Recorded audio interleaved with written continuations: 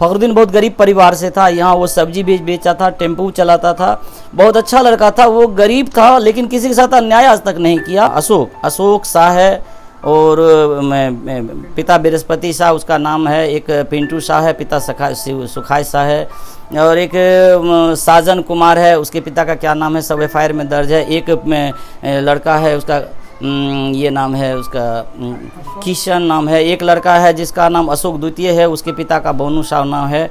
और ये अखिलेश उस गाड़ी में टिकट काटने का काम करता था। तो मौत से पहले 10 मिनट या 15 मिनट पहले इनसे बात हो रही है कि दोनों में जो है सो पैसा का इंतज़ाम नहीं हुआ है अभी तक, और वो जो है सो अपने पैसे के इंतज़ार के लिए आ रहे हैं। अगर ऐसा नहीं होगा तो 1 घंटा में उनको ये दफा सफा कर देंगे।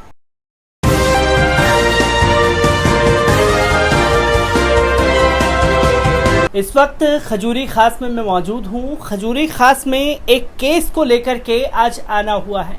वो केस है मोहम्मद फखरुद्दीन मुल्ला जी का।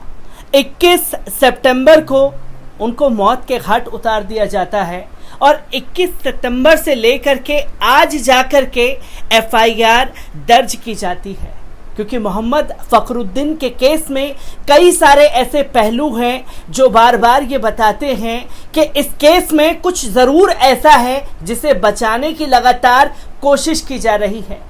क्या वो चीज़ें हैं, उन चीज़ों को भी जानने की कोशिश करेंगे। और जिस केस को लेकर के मैं जुड़ा हूँ, मोहम्मद फखरुद्दीन का ये केस है। मोहम्मद फखरुद्दीन के मामा मेरे साथ मौजूद हैं, मोहम्मद फखरुद्दीन के वालिद साहब मेरे साथ मौजूद हैं और मोहम्मद फखरुद्दीन की बहन मेरे साथ मौजूद है।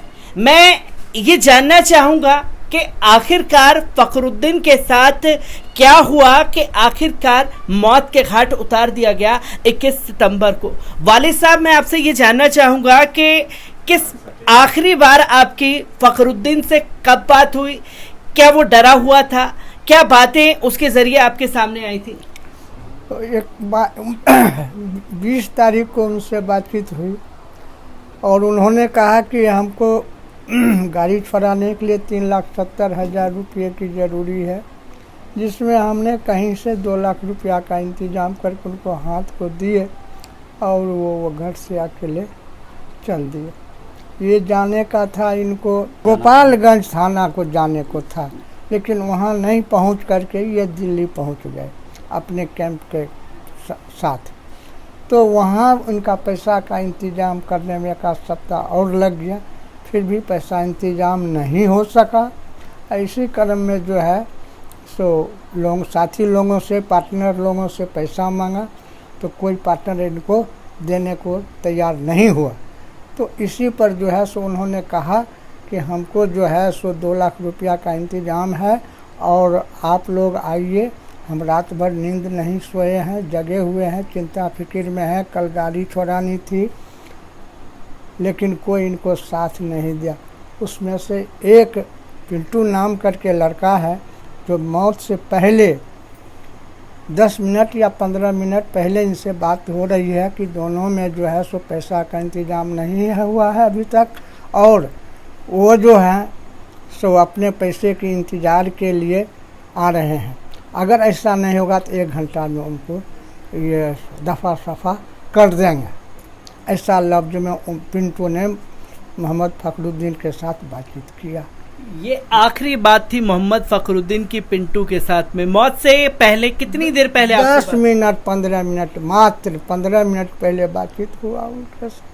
फखरुद्दीन से 15 मिनट पहले बातचीत हुई है जी। मैं मामा भी फखरुद्दीन के मेरे साथ मौजूद हैं। मैं ये पूरा केस जानना चाहूँगा कि आखिरकार क्या वजह रही कि मोहम्मद फखरुद्दीन को मौत के घाट उतार दिया गया? इसका मेन वजह तो मैं समझता हूँ कि फखरुद्दीन को मौत के घाट उतारने के पीछे ये साजिश है। ये लोग पैसा के लोभ में पड़ के फखरुद्दीन को जो बस में शेयर था उसका जो 8 लाख रुपया, 8.5 लाख रुपया जिस मालिक जो उनका जो साजन कुमार था या जो भी वो आदमी है उनके पास बकाया था, उसके यहाँ हिसाब किताब करने के लिए आया था। और गाड़ी फंसी हुई थी गोपालगंज में, उसको छुड़ाने का भी बात था, इसलिए यही सब करते थे। तो फखरुद्दीन को पैसा चूँकि हो नहीं रहा था, उनको कहा गया कि आप लोग पैसा की व्यवस्था कीजिए। सभी बोल रहे हैं कि हाथ खड़ा कर दिया, कोई देने के लिए तैयार नहीं था। एक दिन 2 दिन के अंदर में गाड़ी नीलाम होने वाली थी, यही उनको बहुत बड़ा चिंता था। और इस तरह से फखरुद्दीन को ये लोग मार करके पैसा भी ले लिया, लूट लिया, और उसका जो है सो गाड़ी का कागज़ पत्तर, उसका जो भी सामान था उस रूम में क्या किया। हम लोग तो थे नहीं यहाँ पर, हमारे साथ में ये बहुत बड़ा अन्याय हुआ है। अन्याय इसलिए हुआ है कि हम फखरुद्दीन को घर में कोई नहीं है, छोटा छोटा बच्चा है, और उसका बीवी भी मान लीजिए कि कमाने लायक नहीं है, उसके बच्चे भी कमाने लायक नहीं हैं। किस तरह से उसका ज़िंदगी जिएगा, उसको बहुत मुश्किल है।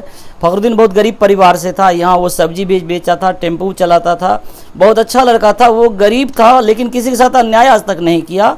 वो गरीब के पीछे बहुत दौड़ता था, गरीब को भलाई काम करता था, बहुत अच्छा लड़का था। लेकिन उसके साथ जो भी हुआ बहुत अन्याय हुआ है, इसका इंसाफ हमें चाहिए। मैं ये आपसे जानना चाहूँगा, जो फखरुद्दीन के पार्टनर थे, उन पार्टनरों के नाम को आप बताना चाहें, क्या था, और क्या इससे पहले आप लोगों से क्या फखरुद्दीन ने कभी जिक्र किया था कि ऐसी कोई घटना उसके साथ घटित हो सकती है? हाँ, घटना से पहले वो बताते थे कि हमको लगता है इस बार जब वो दिल्ली आ रहा था तो बार बार घर में भी बोला था, हमको भी बोला कि मामा हमारे साथ कोई आदमी नहीं है। वो अपने भाई, एक फुफेरा भाई, उसको भी बोला कि चलना है। वो इलेक्शन लड़ने के लिए थे, जिला परिषद वो इलेक्शन लड़ता, वो नहीं आ सका। कहा मेरे पास टाइम नहीं है, तो बोला इस बार मेरे साथ कुछ लगता है घटना घट जाएगी, सब लोग एक हो रहे हैं, हम किसी तरह से वहाँ से हरिया फरिया के, यानी गाड़ी का पार्टनरशिप छोड़ा के हम चले आएंगे, देश में ही साग सब्जी ही फिर बेचेंगे, लेकिन ये पार्टनरशिप में बस हम नहीं चलाएंगे। वो लोग सब अलग टाइप का है, उससे हमको अब लगता है कि संबंध खराब कर लेगा वो लोग। इस तरह का वो डरा समा हुआ था, बिल्कुल डरा हुआ था। और जो वो सोच रहा था वो अंतिम बात उसने बोल भी दिया है अंतिम फ़ोन कॉल में कि मैं बहुत डरा हूँ और मुझे लगता है कोई अनहोनी घटना घट जाएगी। रात में भर भी जगे हुए हैं और घटना घट भी गई, लेकिन आज तक सारे व्यवस्थापक जो हैं सो चुप हैं, कहीं से कुछ नहीं हो रहा है। इनके पार्टनरों के नाम को मैं जानना चाहूँगा, कौन कौन लोग इसमें शामिल हैं और क्या क्या कार्रवाई अब तक हो पाई है। सबसे पहले आरोपियों के नाम क्या है? इनके पार्टनर्स के नाम हालांकि हमने एफआईआर में दर्ज कर दिया है, जो उनके बस में थे सारे जो पार्टनर्स थे उनका नाम दर्ज कर दिए हैं। इसे मैं बोल सकता हूँ उसके पार्टनर्स के नाम थे अशोक शाह है, और पिता बृहस्पति शाह उसका नाम है, एक पिंटू शाह है, पिता सुखाय शाह है, और एक साजन कुमार है, उसके पिता का क्या नाम है सब एफआईआर में दर्ज है। एक लड़का है उसका ये नाम है उसका किशन नाम है। एक लड़का है जिसका नाम अशोक द्वितीय है, उसके पिता का बोनू शाह नाम है। और ये अखिलेश उस गाड़ी में टिकट काटने का काम करता था, जो सुनने में आया था, पहले बोलते थे वो भगना, जो इस तरह का बात है, वो यही सब आदमी था उसके पार्टनर्स में। और ये सब सगे संबंधी लोग हैं ये टोटल। कब से, मैं ये जानना चाहूँगा कि फखरुद्दीन जो है कब से जानता था इन लोगों को? कब? इन लोगों को 5 साल पहले से सब मिलजुल करके बस निकाल लिया था जी। और चला रहा था। बीच बीच में पैसे के क्रम में जो है मांग चांग करते लड़ाई झगड़ा भी कर लेता था। ये लड़ाई झगड़ा करने वाला सबसे पहला पिंटू है, और दूसरा सेकंड स्थान में अशोक है। अशोके है पहले। हाँ, अशोके है, और तीसरा में साजन है। साजन के नाम से गाड़ी। इससे पहले भी झगड़ा हुआ था क्या? जी हाँ, इससे पहले बार बार हुआ था। कब झगड़े हुए? आगे लॉकडाउन में लगा था उस टाइम में भी, उसके बाद भी 6 महीना के बाद भी पैसा मांग के हिसाब उसा में मारपीट हुआ था और गाली गलौज भी हुआ था। गाली गलौज भी हुआ था, मारपीट। फखरुद्दीन को मारा भी था इन लोगों ने? कब मारा था? कौन? ये मारा था 22 जून 2020 को। 22 जून 2020 को भी मारपीट हुई थी।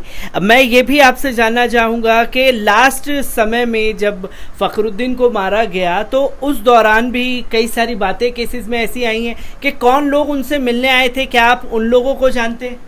हम तो देखे नहीं, यहाँ तो हम थे नहीं, लेकिन वो जो मिलने आए सब उसके रिकॉर्डिंग में है, अवेलेबल है। किन के पास रिकॉर्डिंग है? आप लोगों के पास कोई रिकॉर्डिंग है या पुलिस वालों ने कोई रिकॉर्डिंग है? ठीक, पुलिस वाले नहीं कि हमने इकट्ठे किए। वो रिकॉर्डिंग में जो फखरुद्दीन का मोबाइल था उसके मोबाइल में अंतिम समय में जो बात हुआ उसका रिकॉर्डिंग है, और वो रिकॉर्डिंग को हमने ट्रांसफ़र दूसरे मोबाइल में करवा लिया है, और उसको मैं चाहता हूँ कि मैं पदाधिकारी को दूँ, पदाधिकारी से अपना आगे कार्रवाई करें।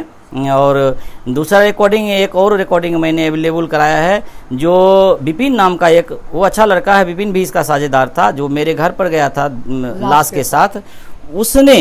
उसने बातचीत के क्रम में अपने पड़ोसी से गुप्त रूप से बात कर रहा है कि इस घटना के बारे में बताओ। हम लोगों को तो यहाँ भेज दिया वो साजन कुमार वगैरह सभी लोगों ने, लेकिन फखरुद्दीन को कैसे मारा गया, तो वो सारा कहानी जो बोला है उसका भी रिकॉर्ड मेरे पास में है। वो सारी रिकॉर्डिंग आपके पास है। फखरुद्दीन की बहन भी मेरे साथ मौजूद है।